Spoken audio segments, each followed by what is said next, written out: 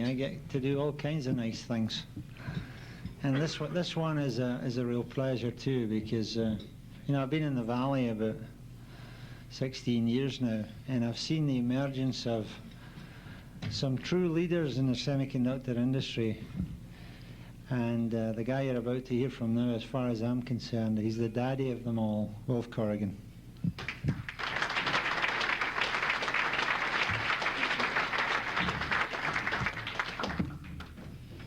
Gee, I've never been called a daddy before. You're a daddy. And you got to, particularly from this particular guy, you know, because when I first arrived in the States, I was a young bachelor, and there was a whole bunch of us that worked at Transitron. And so I moved into a rooming house, and at that time the daddy was the only married guy with a wife and a kid, and that was George. So he got the big room on the ground floor. But that was 25 years ago.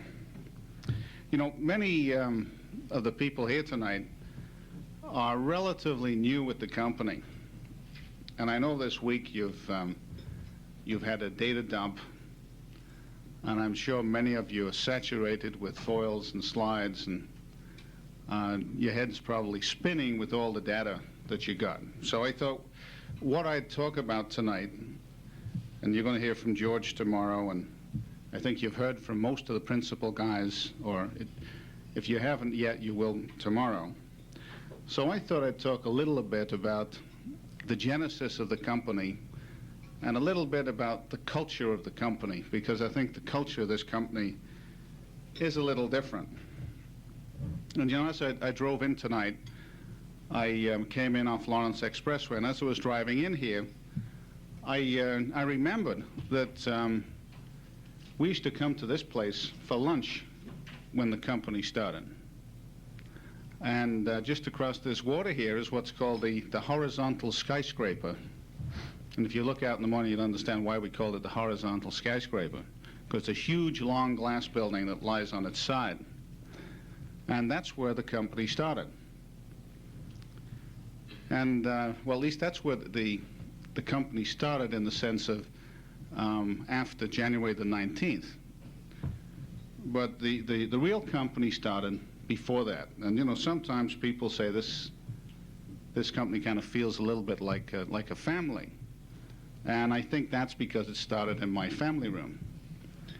So how it started in 1980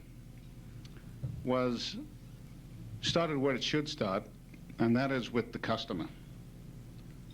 And I spent a lot of time in 1980 visiting customers, and mainly people that I knew.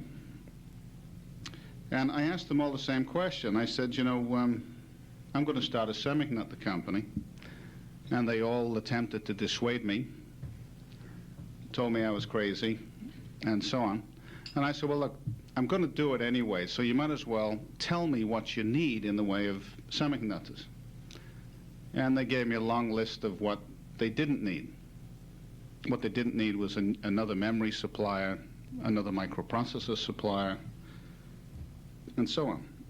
But the thing that started to pop out was what they did need was custom circuits of a variety of different kinds. And it was obvious that you could do linear custom circuits, a lot of different circuits. But they wanted all these things that seem obvious to us today. They wanted the low power, they wanted to be able to design them quickly, they wanted them to always work right the first time, and so on and so forth. And most of these customers were actually doing it themselves, mainly because the big semiconductor manufacturers had said, no, we don't do that sort of thing. You know, the thing that's made this industry great is the old Henry Ford concept of you can have it any color you want as long as it's black. I decided that, well, maybe this was a chink in the armor. So I came back and I said, now, if we were going to do this, what sort of people would we need? And I went and consulted with an old friend of mine, Bob Ulrichsen. And I said, you know, I really want to put a team of guys together, and I know pretty much what we're going to do in the marketing area. But in the engineering area, we all know a lot of guys. But if this is what we going to want to do, who should we go after for that? And he said to me, well, how about Walker and Coulford and Jones? And I said, well, that's an interesting idea. And then he said something else. And I'm going to come back to that. And he said to me, they're the best. So I said, you know, I think you're right. And so I went and dug those guys up, and I hadn't seen them for 10 years. And I said, fellas, I'm thinking of starting a custom company. And they said, you know, and they left the custom business. In fact, they'd almost left the semiconductor business.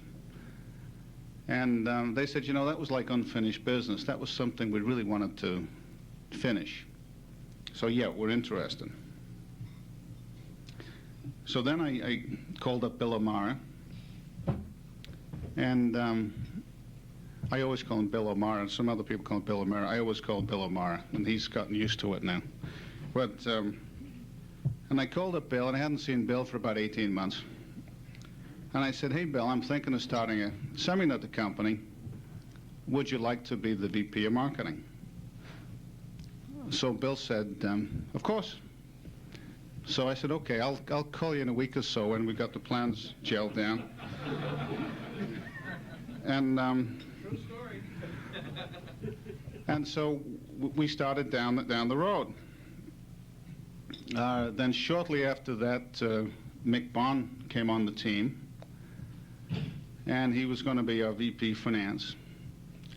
And then we had a couple of other guys that were going to be on the team. We had a guy that was going to head up manufacturing, and we were pretty close on the guy to head up R&D. But both of those guys, it turned out, decided that they couldn't make it to the party for a variety of reasons, even after we were very close to raising the money. That cost them a lot of money.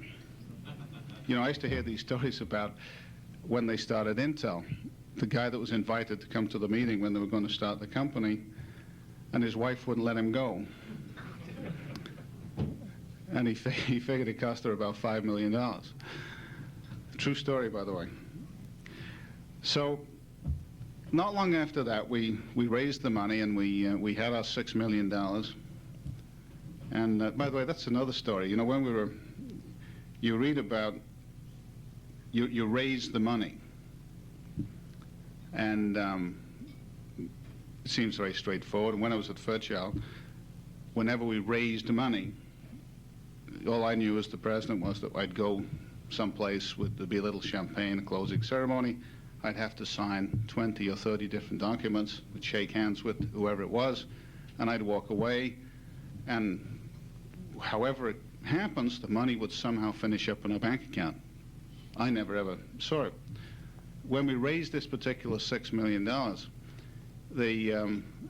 and ultimately we had a fair number of investors. There must have been about 20 investors the first time we raised the $6 million.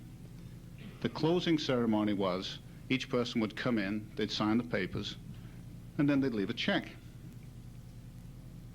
And it got round to about 5 o'clock, 6 o'clock in the evening. The last guy came through, and he left, shook hands, left. And there's just me and a lawyer. And there's this 20 loose checks sitting there. And I noticed that they're all different sizes. You know, they're like the big ones, the little ones, and, you know, it's like Bill and Mary Jones and so on. That's what it looked like. And so I said to the lawyer, well, now what do we do? And he said, well, I don't know. I've never done this before either. And so I said, well, I suppose I take him, right? And he said, well, I don't know. And I said, well, like this is what I'll do. And so I kind of shuffled them together, and I put them in my pocket and went over to Bank of America and knocked on the door, and a lady came to the door and said, "We're closed." And I said, "Well, Bank of America is our bank, and I want to deposit $6 million. And because we're a little company, it's important. We want to get the money for overnight." And she said, "Well, can't do that." So I said, "Do you have a vice president?" She said, "Yes." I said, "Well, go and get him." So she said, "Okay, well, you stay right here." And she closed the door again, locked it. And after about 5 minutes, this guy appears, who's the local vice president, not knowing he was losing the business at this point in time. And I said, "I've got $6 million that I want to deposit." And he says, "Well, it's really not convenient." So I said, "I'm going to call Armacost. I know the guy, and I'm going to call him and tell him what you just..." He said, "Okay, come on in." So I said, and I'd like to get the overnight interest on it. Please take $6 million, and at that time, interest rates were pretty good, about 15%. So, and no way. But he did accept the $6 million. So that's how you actually pick up the money. That doesn't happen anymore. Mick somehow takes care of it. But so that's how we got started. And then we were in this horizontal skyscraper just next door here. And when we didn't go to the deli, when we were feeling real good, we came over here for lunch. And one of the things that I think many of you that are starting these new offices are going to find out is that when you're starting something entirely new, and you're there, and you arrive, and yesterday there wasn't a company, and today there's a company, and we had, I think we got 6 offices in one of these service operations. And, you know, we all got our pencils and our pads and all the erasers and our little set of pins and so on, and we all have our desk. And there we are, and we're in business. Great. What do? Phone doesn't ring. And you immediately start to learn that the only phone calls that you get are callbacks from people that you called, and they're returning your call. And if you don't actually make the phone calls, your phone never rings. And that's a very tough thing to get used to, because, you know, once you're in an established company, you know, if you just sit there for a while, eventually your phone will ring. But once you've got enough callbacks going, you get this sense of momentum. Until you go on a trip. You go a 2-day trip, you come back, you're right back to zero again. The phone doesn't ring anymore, because all the residual callbacks have all been used up. So that's what you got to get used to. That was around the time that my venture capital investors would ask me, "How's your marketing guy doing?" And I said, "Oh, he seems to be doing fine." They said, is he worried? And I said, no, it doesn't seem worried to me. He's fine. And they said, well, you know, that's usually where we get the first problem in a startup, is with the marketing guy, because he's usually sent out, and usually he's come from a bigger company, and he's used to having people to talk to, and he's got salesmen working for him and so on. And suddenly he's in this new environment of out visiting customers, and the customer is the typical thing. What's the name of your company? Do we need you? Have we ever done business with you before? What do you make exactly? How long have you been in business? You know, well, we just started last week, but we're going to be very big.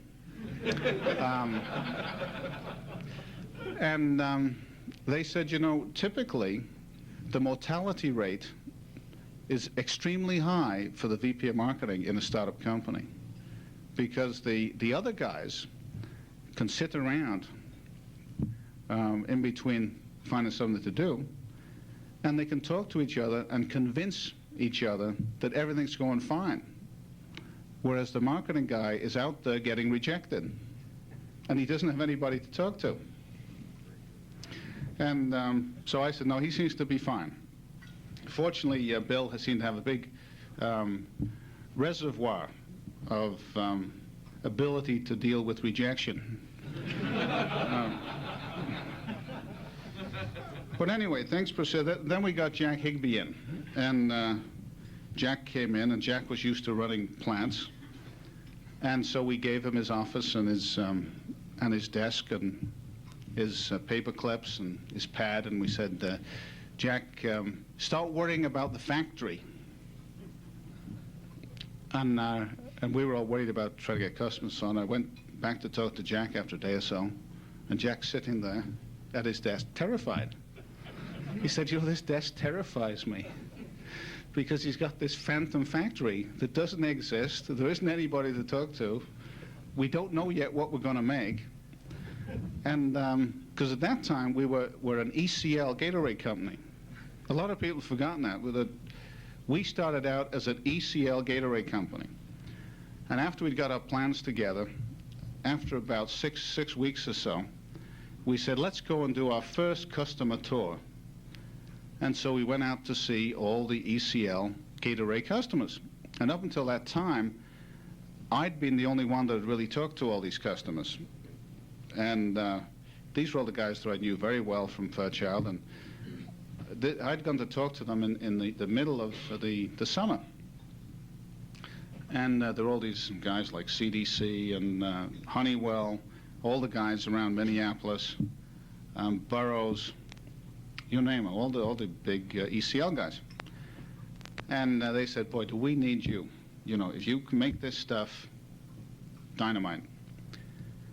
So we went on our big swing, and it was the usual thing where you've got to do everything in 5 days, and you know, we're trying to keep down the hotel bills and the whole bit. And we started to hit these customers. And I think it was Thursday in Chicago. And we were all sitting around a dinner table, all pumping each other up. And then one of us said, you know, I think we got the wrong product, and we're selling it to the wrong customer base. And they're now in the middle of a computer recession, so it's at the wrong time. But otherwise, we're doing good. So we all agreed that we'd all separately had the same idea. And so on the plane coming back, we redrafted the business plan.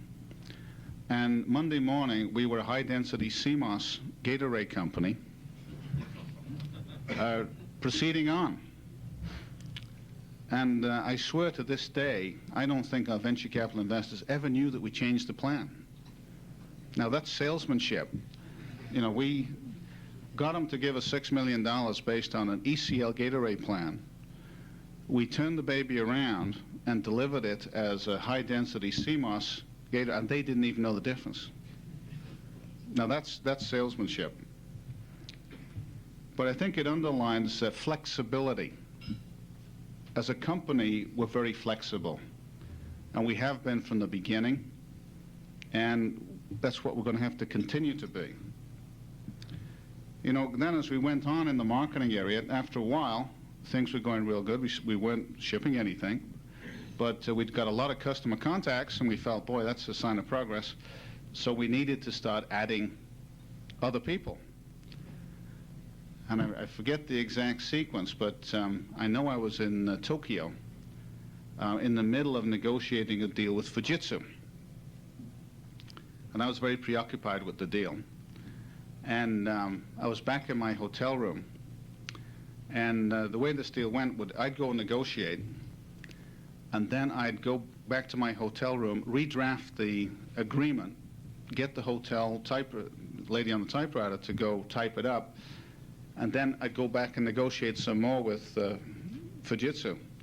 And in the middle of this, I'm in one of my days where I'm back rewriting the agreement in the hotel room, and I get a call, and it's Perry.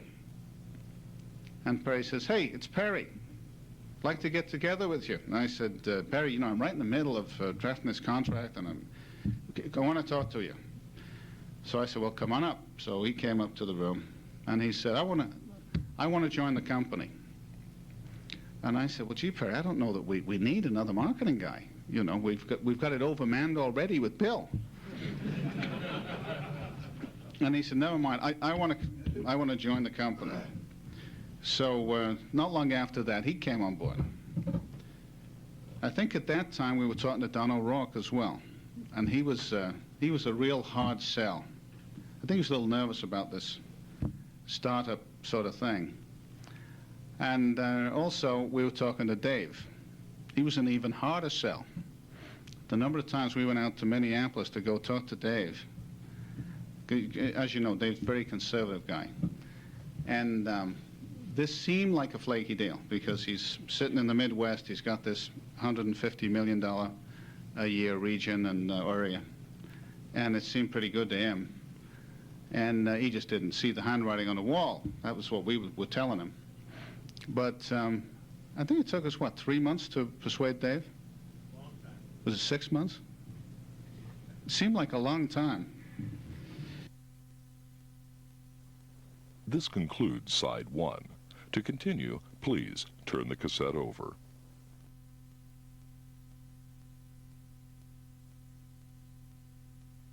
But piece by piece, we managed to put together the marketing guys.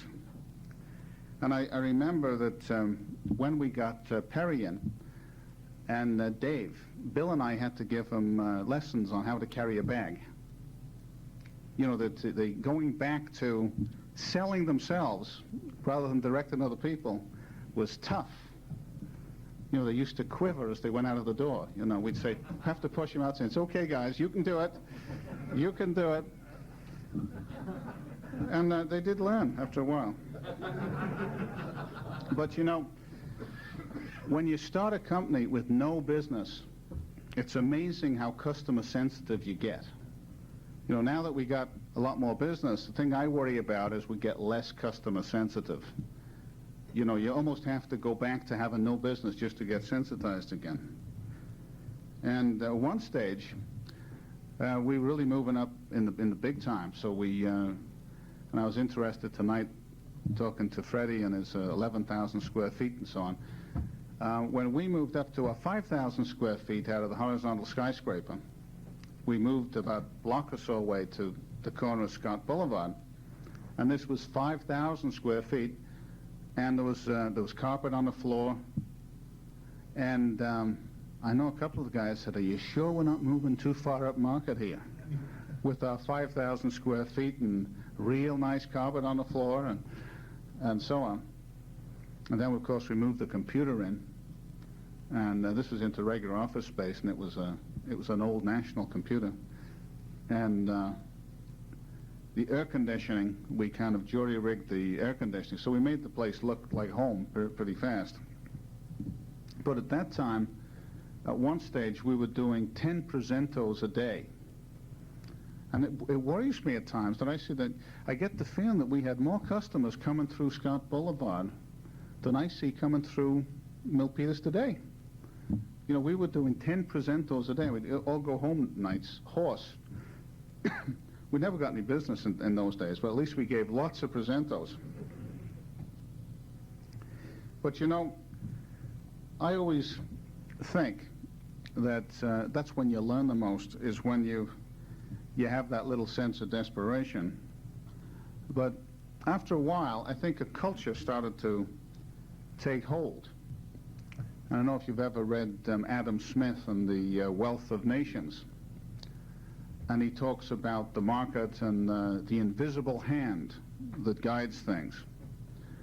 After a while, we started to find that there was an invisible hand, which was this entity called LSI Logic, that the company starts to take on a character and a culture. And it isn't me, and it isn't the founders. There's kind of this invisible person that's called the company that starts to kind of take hold. And that's what you mean by a culture. And I think it was around about our 4th or 5th month that we realized that we got this extra thing called the company, which was kind of synthesis of all of us. and our thinking. And after a while, it really takes hold, and it starts to reject things. You know, I've been surprised at times that, you know, I'll make a suggestion, and people look at me blankly and say, you know, well, the company wouldn't like it, you know. And I said, well, okay, all right.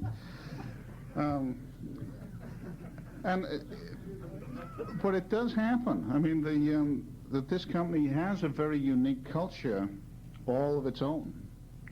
And it decides what it wants to do and decides what it doesn't want to do. And if we attempt to impose on this company things that it doesn't want to do, nothing happens. You know, you have a mismatch of impedances and you get zero transfer of energy. I mean, I see that happening a lot. And usually the company's right. Now, you know, that's what we call the DNA. You know, that's how you transfer the genetic information. It's the culture of the company. And one thing I worry a little bit about with the field sales guys is that we don't cycle you guys through the company enough. And I worry about that with our international guys.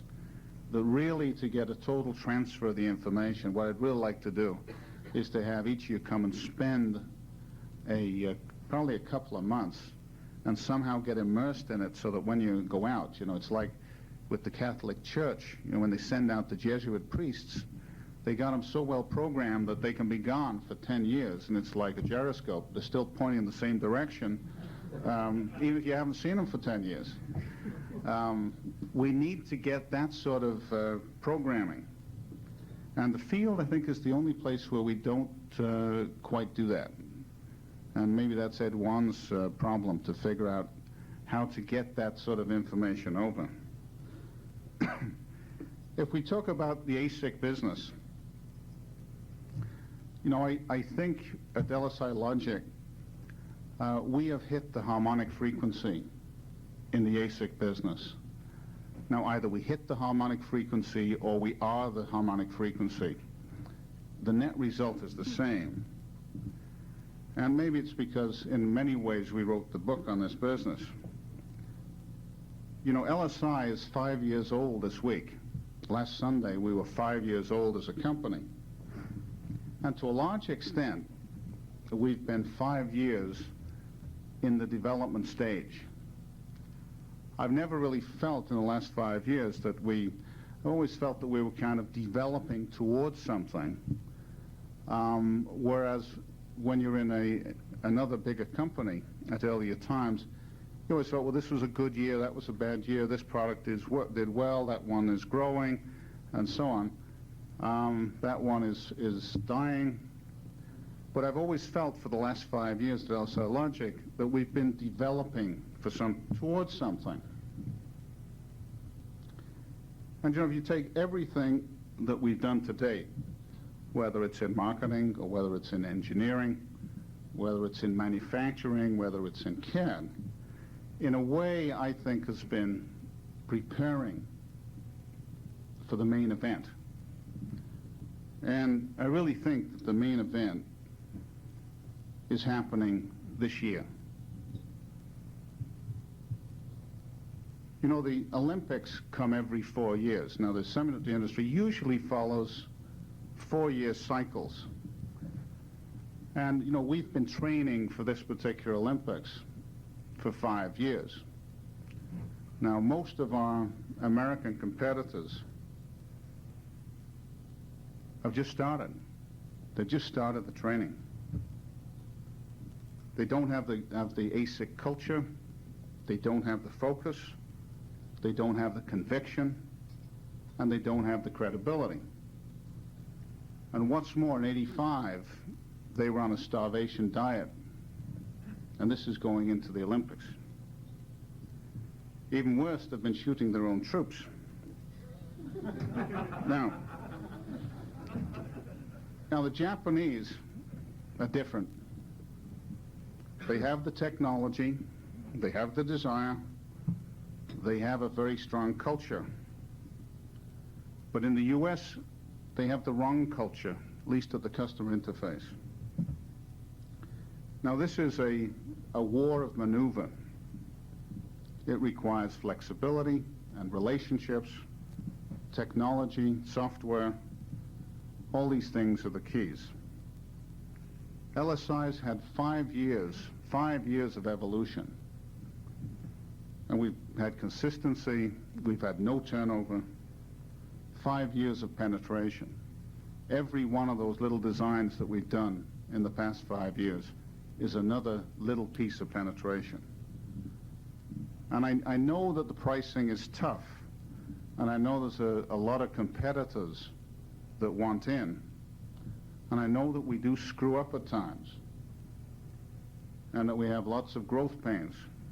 But remember, we grew 65% last year when the industry declined by 30%. Now that's significant. And we do have momentum, and momentum is an important word. You know, ask the guys at Intel, do they have momentum? Ask the guys at AMD, do they have momentum? I'm really not concerned with competitors who started last month. We did 0 in revenues in our first year, and we did 5 million in our second year. Anybody else coming into this business has got to pay their dues in the same way. The main event has started. I think we in this room know that the main event started. Most of our competitors are arguing as whether or not the gun has gone off. You know, we know that it happened. You know, I was talking the other night to Bruce Anton, and I said, you know, Bruce, last year we made more money than Intel, National, AMD, and TI combined. And he said, you know, last year I made more money than AMD, National, TI combined. And then he thought about it some more, and he said, and you know, my kid's allowance was more. But I think that's significant. You know, we're making money. We're not making as much money as we'd like to make, but we're making money while we're running at 30% of capacity. Now the other guys are complaining, how can you make money if you're not running at 70% of capacity? We're making money and we're running at 30% of capacity. And we're adding capacity. You know, last quarter we spent 17 million in capital. And remember, 85 is a bad year. Last quarter, National Semiconductor spent 3 million on capital. And they're proud of the job they did in getting the capital spending down. We're thinking differently to what they are. I look on 86 as the year that we really move into the big league. I remember when I was at Fairchild and we'd talk about Intel, and we'd do a monthly review, and Intel's quarterly results would come out, and when they came out, we'd say, oh, they did 30 million last quarter? Boy, that says they're at $120 million a year rate. And then they'd somehow go out of your visibility, and you'd miss them for a couple of quarters. And then they were doing 60 million in a quarter. You say, Jesus, they're at a $240 million rate. The same thing is happening with us. You know, a lot of people are looking at LSI Logic, and they tend to take the yearly figures. And if you look at our 1985 year, we went into the year as less than a $100 million a year company. We went out of the year at a better than 165 million a year company. Now, that's almost doubling the size of the company. Now, if you say, what's going to happen in the year 86? Now, I said we're running at 30% of capacity, but we're about to change to 5-inch wafers. So if you guys don't do something, you're going to force us to 15% of capacity. Now, we'll make money at 15% of capacity, too. I'd sooner make a lot more money running at 50% of capacity. But I'd like to go out of this year at a $300 million run rate. Now, I think we can do that. And if we can go out of this year at a $300 million run rate, what that means is that we got a crank at doing $400 million in 87. And now you're starting to get into the big league. Now we've got to do some things like that to make that happen. You know, we're going to add design centers, and I'm sure you've heard about that this week. We're going to be adding the equivalent of a 3081 KX every quarter this year. And then we'll start adding real capacity after that. Other people aren't doing that. No, that starts with orders.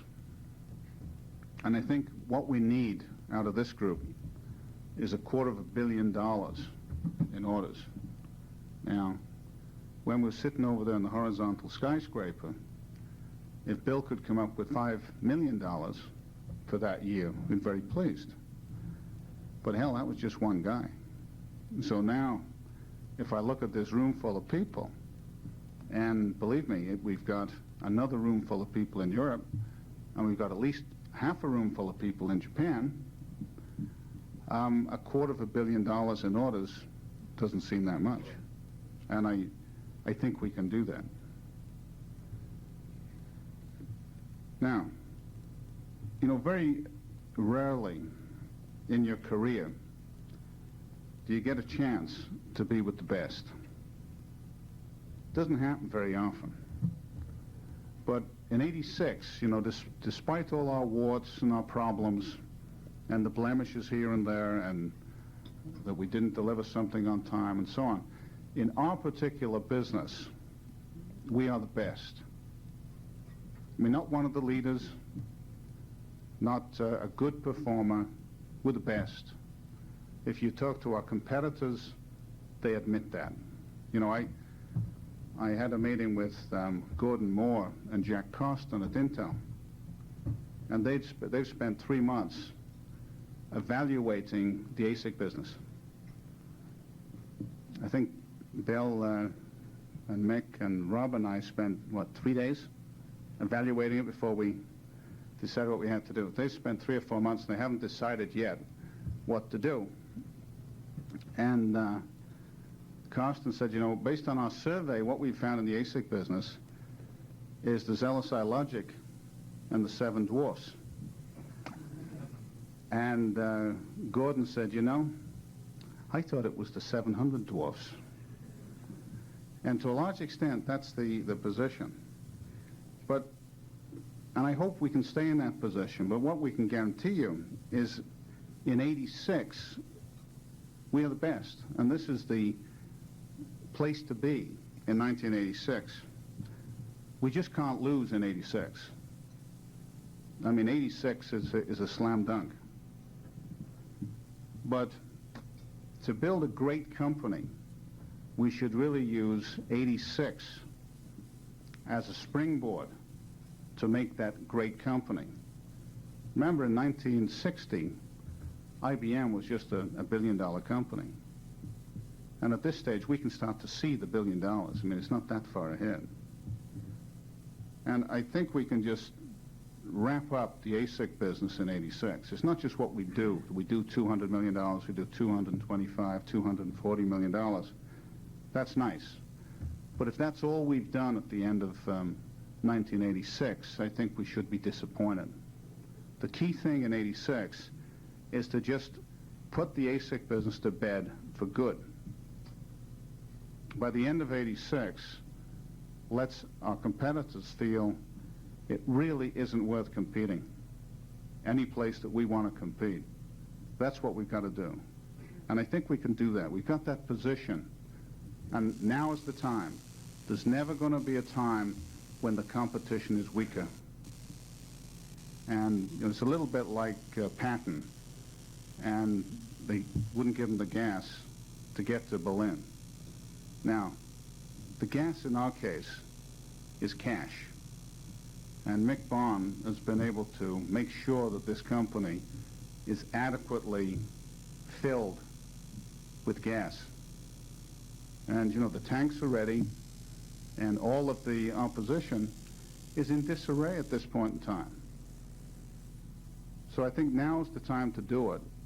And in '86, believe me, if we only do 225 million, and that's all we've done, and we haven't got our systems in place, and we haven't developed the right products, and we haven't developed the right customer position, we'll have missed an opportunity that won't come our way again.